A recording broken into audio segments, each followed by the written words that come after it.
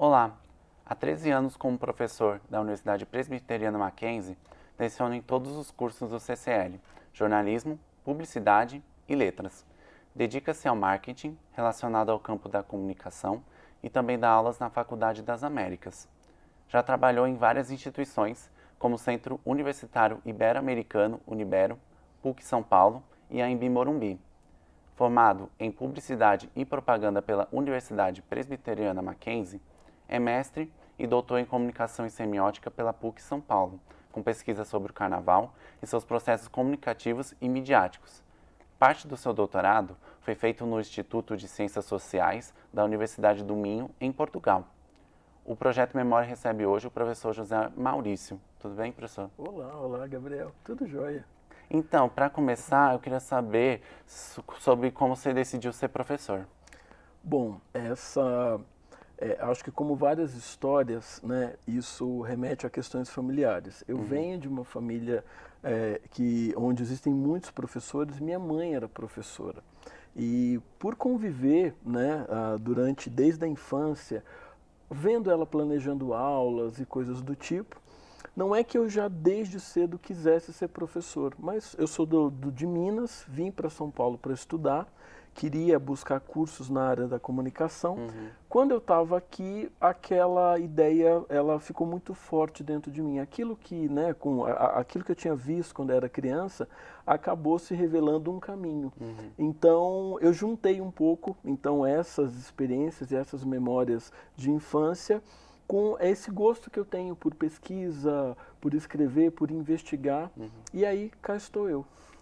Então, você disse que procurou, né, curso da comunicação e você fez todos, né? Todos os cursos. E então, eu queria saber a sua relação com a universidade e como foi, assim, estudar todos esses campos da comunicação, né? A comunicação é uma área muito ampla, né? Ela é uma área muito diversa também. Eu fiz alguns cursos que são importantes, são, digamos assim, eles são fundamentais para a gente entender algumas coisas. Eu me formei em publicidade e propaganda aqui mesmo pelo Mackenzie, né? Eu sou um filho da casa, né? O CCL, o Centro de Comunicação e Letras, ele tinha outro nome, ele se chamava Faculdade de Comunicação e Artes, e ele tinha os cursos de publicidade, depois, né, já tinha o curso de design e também depois foi ter o jornalismo. Aí depois houve essa transformação e hoje ele se chama Centro de Comunicação e Letras. Então eu fiz publicidade e propaganda lá atrás e depois eu fui fazer um outro bacharelado, porque eu sempre tive um gosto muito grande pelo campo das artes. Eu fui fazer um curso chamado Comunicação e Artes do Corpo na PUC, e aí sou bacharel em performance. E a performance ela é uma área que combina um pouco da questão audiovisual, da questão cênica, né, da questão das linguagens, também com o campo da comunicação. Então eu acho que isso me deu uma visão um pouco ampla, né, do que, sobretudo quando você pensa, esse curso se chama Comunicação e Artes do Corpo. E aí quando eu conecto essa ideia, a ideia de publicidade e propaganda, eu começo a perceber que comunicação envolve muito as questões performáticas, como é que o corpo atua, né, o tempo todo. Então, o jornalismo, por exemplo, quando você está fazendo uma entrevista, né, as questões corporais ali do repórter, elas são importantes, né? Então, acho que nesse sentido eu tive uma visão, digamos assim, mais central do que seriam os processos de comunicação. Entendendo assim como o jornalismo como se fosse uma arte, como é que isso impacta mesmo assim em um repórter, no jornalista, porque não ser só a questão do texto, né? Sim, porque o jornalismo ele é uma linguagem, né? O jornalismo ele é uma linguagem já estruturada, né? Então o século XX ele foi muito importante para ajudar a estruturar a linguagem do jornalismo, o surgimento, né, de linguagens tecnológicas, como por exemplo a internet, né? Ela provocou modificações.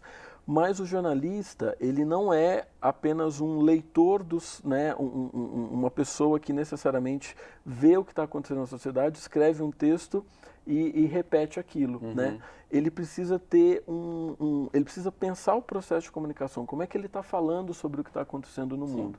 Então, nesse sentido, o jornalista ele é um pouco performer também. Ele precisa entender um pouco de como é que ele lida com o público, né? Ele tem que ler um pouco ali a audiência, como é que a audiência tá lidando com algumas questões. Então, eu diria que o jornalista, ele tem a formação do jornalista, ela também deve envolver uma boa parte aí cênica, também entendimento do papel das artes cênicas nesse processo, também tem uma relevância grande. Sim, e formar esses jornalistas, isso também está presente com os professores da faculdade, como é que é isso?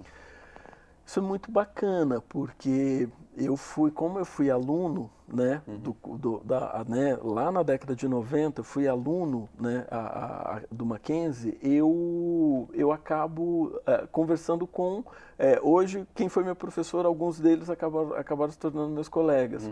Isso é muito rico para mim, é uma experiência muito, muito interessante.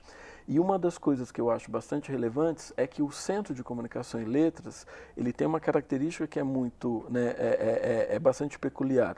Ele tem o curso de jornalismo, ele tem o curso de publicidade e propaganda e ele também tem o curso de letras, que né, é um curso ligado à área da educação, mas a gente está partindo do princípio de que letras também lida com linguagens. E para pensar a comunicação, eu preciso entender de linguagens. Então, essa conexão de cursos, ela traz aqui para o CCL, ela traz para o Centro de Comunicação e Letras, uma experiência de convivência muito bacana. Então, quando eu estou convivendo com professores de áreas tão distintas, é um processo de formação constante. O tempo todo a gente está pensando a comunicação. E como vai ser essa mistura mesmo de várias áreas do conhecimento no jornalismo e nas redações jornalísticas, né?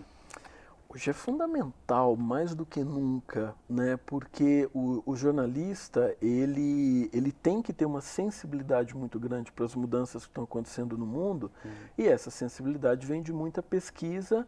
E o jornalismo sempre foi interdisciplinar, ele sempre dialogou, né? Se a gente parar para pensar que eu preciso discutir economia, eu preciso discutir as questões geopolíticas, eu preciso discutir as questões culturais. Então, o jornalismo, ele como atividade, ele transita, ele navega por muitas áreas, né?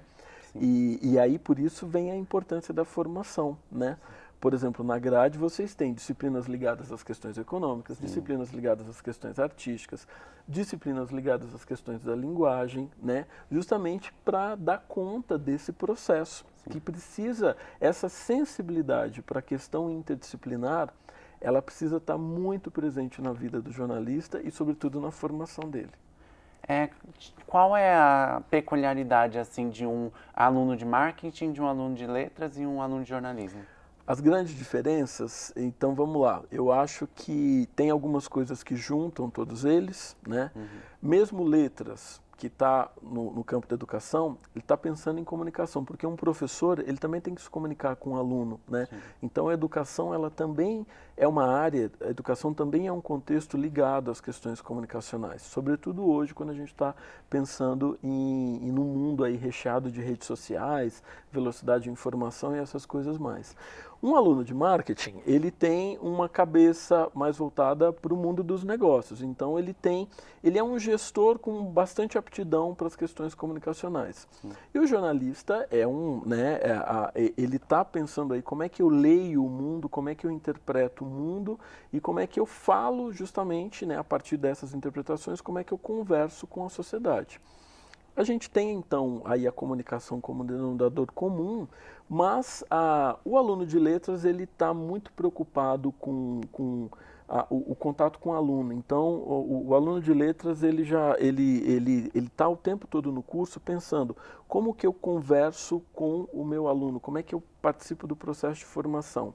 O aluno de marketing vai estar muito interessado em como é que eu chamo a atenção do público para algum produto ou serviço, uma marca, uma empresa. E o jornalista, ele vai estar muito preocupado em o que está acontecendo no mundo e como é que eu acabo falando disso para as pessoas de uma forma adequada. E isso une, né, a questão de todos atuações do CCL, né? Sim, sim, sim, sim, sim. É aquilo que eu falei, né? O CCL ele tem uma característica que é muito interessante, que é justamente combinar dois cursos da área da comunicação com um curso que vem da área da educação. Mas a linguagem está presente ali como um denominador comum, né? São três cursos que têm que entender o papel das linguagens no processo de comunicação e como a linguagem hoje é importante, porque se a gente parar para pensar, né, imagina uma criança, quando ela tem um primeiro contato aí com uma rede social, né? Tem um processo de alfabetização que precisa acontecer, porque as redes sociais têm uma linguagem específica. Você tem que ter um cuidado, né? Você não pode deixar, por exemplo, essa criança exposta muito tempo a esses conteúdos, né? Então tem uma preocupação dos pais, da escola em relação a isso. Mas eu acho que a questão da linguagem hoje, entender como é que a gente usa as linguagens no mundo contemporâneo, isso é muito importante. E aí eu fico pensando que os três cursos aqui do CCL, eles justamente têm isso como uma questão central. Acho um ponto muito importante a questão das crianças. Então, como é que essa questão do ambiente digital, assim, para deixar que às vezes as crianças propriamente as próprias babás, né, o ambiente digital, e como é que é cuidar isso e também mudar essa parte dos pais, né? Pensar isso, né, hoje, isso é uma coisa super importante, porque cada vez mais a gente está tentado a usar redes sociais e a pensar né, a presença das redes sociais nas nossas vidas. Eu fico imaginando, para famílias mais jovens, né, as redes sociais elas são muito presentes e aí às vezes talvez seja mais simples eu colocar um tablet ou um smartphone na mão da criança e ela pode se distrair, também se divertir, vira uma espécie de brinquedo. A gente tem que tomar alguns cuidados, porque as redes sociais elas são importantes, elas fazem parte do nosso tempo, mas elas também tomam muito nosso tempo, né? E o tipo de informação que é veiculado ali na rede social é uma informação que é menor, né? Uma informação mais rápida. E a gente tem que tomar um certo cuidado, porque a gente não pode tomar essa informação mais rápida como uma representação realmente daquilo que está acontecendo, né? Muitas vezes não é uma representação adequada, ela é só uma pista, ela é né, um pedacinho daquilo. E aí imagina isso. Então, eu acho que a grande preocupação dos pais e também dos professores de uma forma geral é pensar, né, como que eu lido com o público mais jovem, justamente falando sobre isso. As redes sociais elas são importantes para o mundo contemporâneo, elas são fundamentais, mas ao mesmo tempo a gente tem que tomar alguns cuidados, porque elas podem dar uma falsa sensação de que eu estou interagindo realmente com as outras pessoas ou com o mundo e tal. E aí, no caso das crianças e da educação dentro da família, isso é muito importante, isso precisa ter uma atenção redobrada. E um assunto que também está ligado a isso é a questão do marketing digital. Como é que o marketing digital mudou a forma como as empresas lidam com essa quantidade de informações e de conteúdos na internet? Isso é muito interessante porque hoje, né, nos anos 80, nos anos 90, quando a televisão era o principal meio de divulgação de marcas em empresas, né, e seus produtos e seus serviços, eu tinha um determinado comportamento, né, em relação à TV. Como é que eu consumia aquilo? A gente não tinha era da mobilidade, não tinha mobilidade, então eu tinha que ir a um determinado lugar, geralmente era a sala de estar da casa, para ligar a televisão e eu via um conteúdo, podia ser um filme, uma novela, e no intervalo eu entrava em contato ali com algumas coisas. O marketing digital, ele parte do princípio de que hoje a gente está numa era de grande mobilidade no sentido de que eu ando com um smartphone no bolso, um celular que está conectado ao mundo, então eu posso estar em muitos lugares ao mesmo tempo, porque eu posso estar aqui e conectado em um perfil de uma rede social que está falando de alguma coisa que está acontecendo em outro lugar. Então a gente está em muitos lugares ao mesmo tempo, claro que a gente não consegue, né? Por isso que a questão da atenção ela é importante, mas o que o marketing digital faz? Ele se aproveita justamente dessa ideia de que agora, como eu consigo estar aparente em muitos lugares ao mesmo tempo, o marketing digital faz uso dessa característica de mobilidade que a gente tem hoje.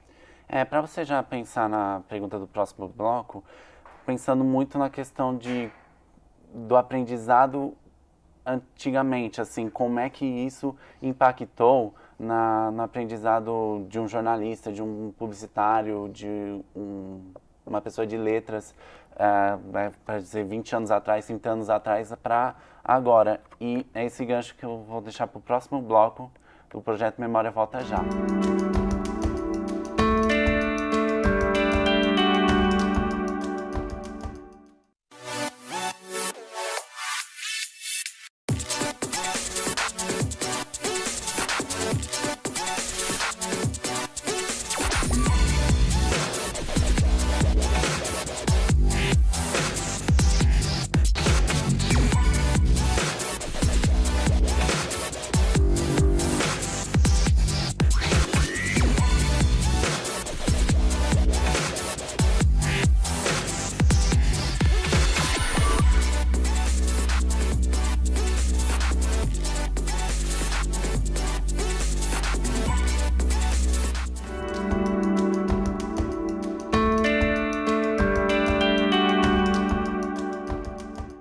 O Projeto Memória está de volta. Ao meu lado, José Maurício, professor nos cursos de Jornalismo, Publicidade e Letras da Universidade Presbiteriana Mackenzie.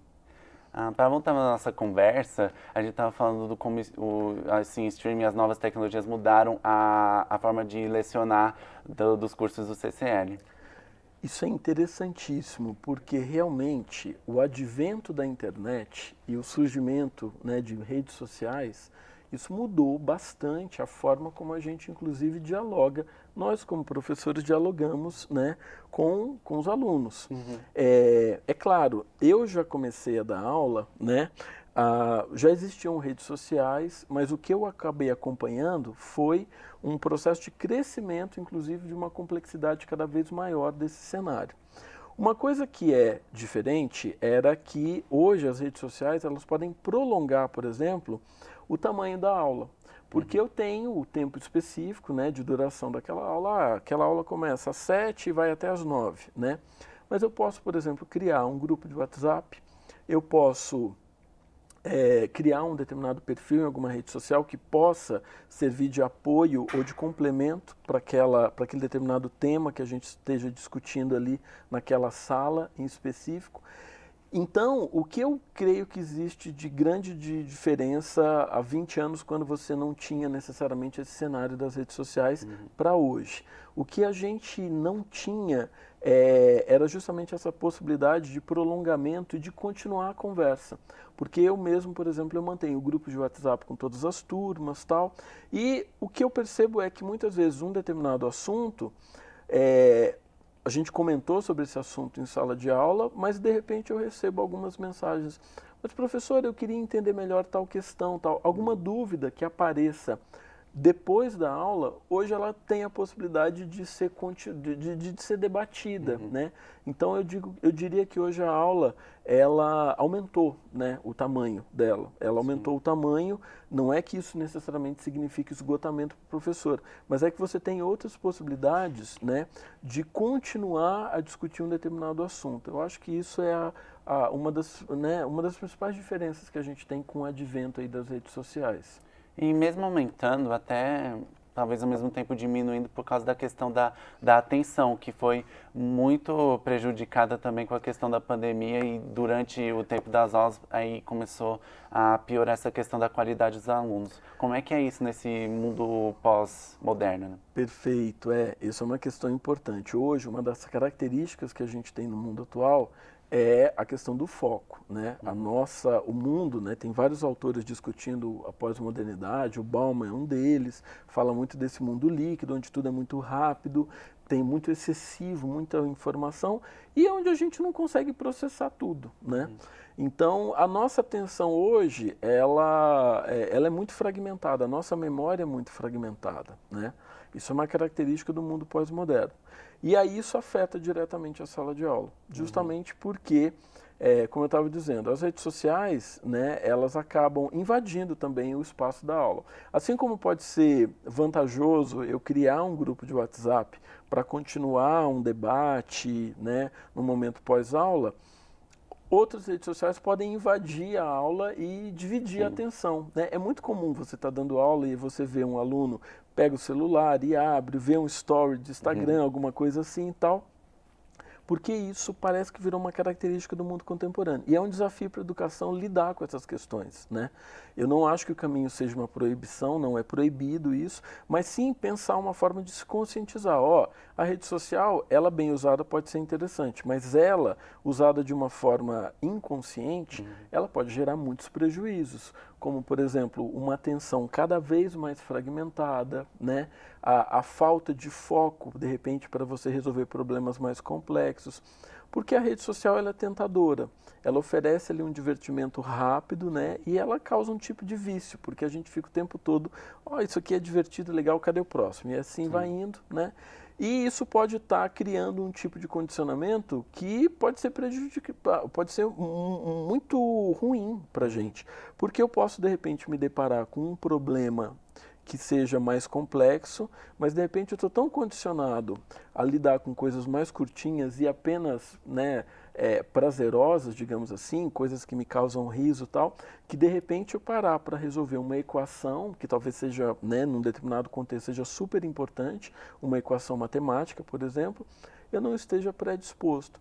Então eu acho que um desafio da comunicação é ressignificar o papel das redes sociais no mundo contemporâneo, alertando, ó, elas são uma ferramenta importante, mas elas também, de forma excessiva, podem significar um prejuízo muito grande. E dá um poder grande às marcas, aos consumidores, né? Você alimenta só a sociedade do consumo. Consumir é importante. Nós vivemos numa economia capitalista, promover o consumo é relevante, mas você tem que pensar que o consumo gera impactos ambientais, então a gente tem que pensar, além disso, viver só pensando em consumo também é um problema, né? Não é só isso. A necessidade de consumo, ela é inerente à vida, né? E sobretudo para a gente, né? Para a humanidade. O consumismo é que é um problema. E aí, de repente, as redes sociais e algumas marcas acabam estimulando apenas isso, né? E isso pode ser realmente bastante prejudicial. Para mudar o assunto, eu queria focar no sua pós, né? Por que você escolheu analisar samba e carnaval? Porque eu gosto muito de estética e eu gosto muito de linguagem visual. Então eu desenho desde criança e eu sempre via os desfiles, eu sempre desenhei muita coisa, criei personagens, histórias e tal. E eu tenho um fascínio pelo visual dos desfiles, a forma como uma história é contada. É uma ópera de rua, né? Como um carnavalesco já falecido, mas um dos principais carnavalescos da história do Brasil já disse, o Joãozinho 30, o desfile é uma ópera de rua, ele é uma peça de teatro gigantesca, com cenários bem elaborados, né? São os carros alegóricos e tal. Então, eu sempre gostava muito disso. Mas não tenho nenhuma habilidade como sambista ou nada do tipo. Mas eu pensei, eu posso entender melhor essas questões. Era aquilo que eu tinha dito naquela pergunta sobre por que eu quis ser professor, porque eu tenho essa veia de investigador. Eu falei, olha, eu posso investigar melhor sobre isso, tem a ver comigo, é alguma coisa que eu gosto, e eu vou transformar isso num objeto de pesquisa, até porque é importante você pensar que o carnaval... Todo mundo se lembra sempre do carnaval como, é uma festa, né? É a questão festiva. Mas, para além disso, o carnaval também é uma linguagem. Ele tem algumas outras coisas que são importantes da gente entender. Ele tem relações com a economia. Ele tem uma série de relações que são bastante relevantes também, que às vezes não ficam tão aparentes assim. A gente só fica muitas vezes preso a esse aspecto mais festivo, né, que ele tem. Então foi por isso que eu decidi, no mestrado e no doutorado, entender a linguagem carnavalesca. Exatamente. E o carnaval no aspecto da comunicação? Carnaval é pura comunicação. Ainda mais, né, se a gente parar para pensar que hoje os desfiles, sobretudo, eu estudei os desfiles. Tem muitas manifestações carnavalescas. Tem o frevo, você tem trio elétrico, você tem bailes, blocos, tal. Eu fiquei mais atento à questão dos desfiles em si. O desfile, ele em si já é comunicação, né? Eu sou público, eu vou lá, assisto aquilo, tem um processo de comunicação que é inerente. Só que hoje o carnaval ele está intimamente ligado a outros aparatos e ambientes midiáticos, né? Então eu acompanho muito a presença por exemplo, tem uma coisa super criativa. Eu tenho acompanhado muito alguns perfis de escolas de samba em redes sociais. E tem coisas muito criativas, por exemplo, a forma como você faz a gestão ali, né, a presença dessa escola de samba numa determinada rede social. Um caso é a Mocidade Independente do Rio de Janeiro e como é que ela está no Twitter, por exemplo. É muito divertido. É uma linguagem que lembra um pouco a Netflix, como que a Netflix também atua no mercado, que a Netflix é muito lembrada pela atuação no Twitter por ser engraçada, por ser espontânea, e ela sabe aproveitar, né, o que está acontecendo no momento para criar algum tipo de meme e tal. A Mocidade, por exemplo, vai também nessa linha.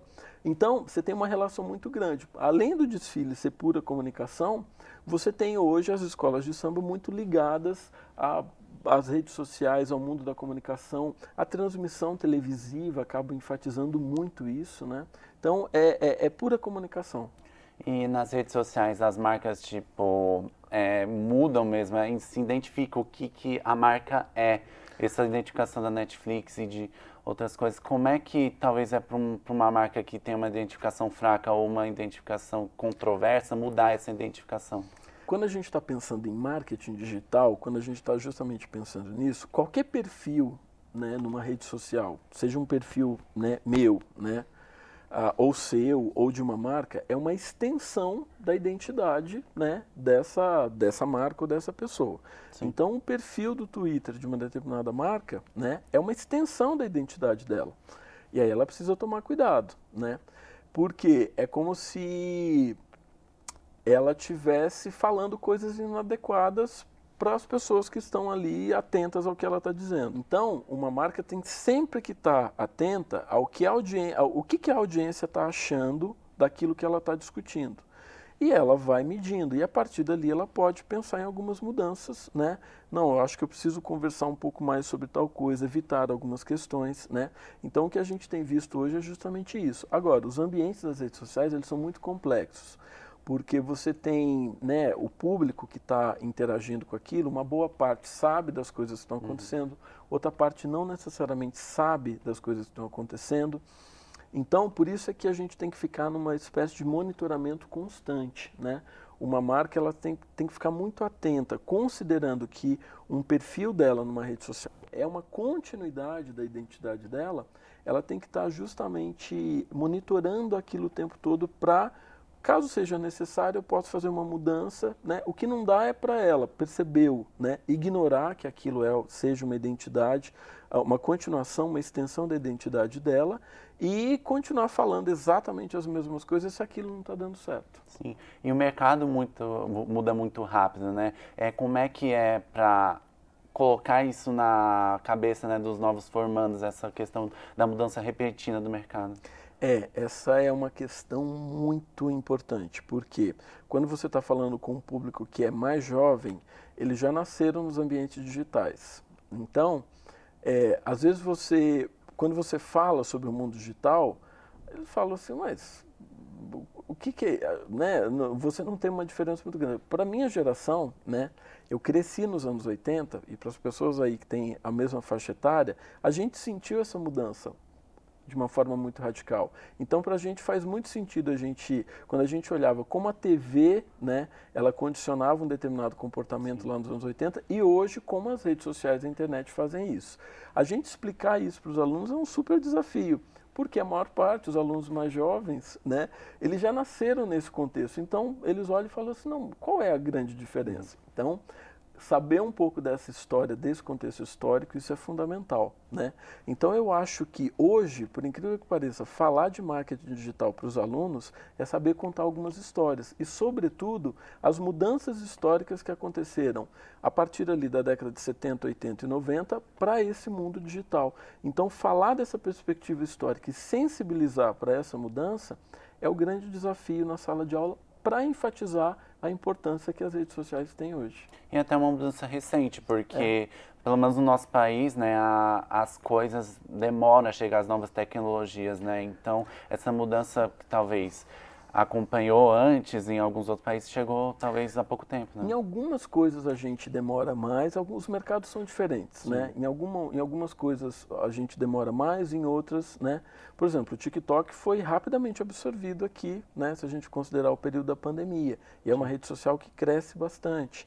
Em outros contextos, a gente demora mais para receber uma tecnologia, né? Tem uma variação, né? Mas sim, eu acho que estar atento a essas mudanças todas, isso é importante para você conseguir conversar com as pessoas sobre isso. Para encerrar, quais são os próximos planos e projetos de professor, de Bom, pessoa? eu estou muito interessado, o carnaval ele tem uma relação com cultura pop, e eu estou muito interessado, estou muito encantado em entender o papel da cultura pop em processos educacionais. É muito importante isso. Então, quando você vê um cantor ou uma banda que está fazendo sucesso, o videoclipe que eles estão apresentando, para além das questões de mercado, acho que tem algumas questões semióticas ali que são importantes, tem algumas questões de sentido e, sobretudo, para a geração mais jovem, cultura pop ela é muito importante, ela pode funcionar como um espelho. Então eu estou muito interessado em entender um pouco disso e a relação da cultura pop com o universo educacional. Então, esses são os próximos passos. Queria agradecer demais por você ter participado aqui do Projeto Memória. Se tivesse mais tempo, a gente poderia até correr, mas a gente precisa, Imagina, né, encerrar. eu que agradeço demais. E estou aqui à disposição para um próximo convite, vou adorar. E nosso muito obrigado também a você que nos acompanhou nesse bate-papo. Até o próximo Projeto Memória.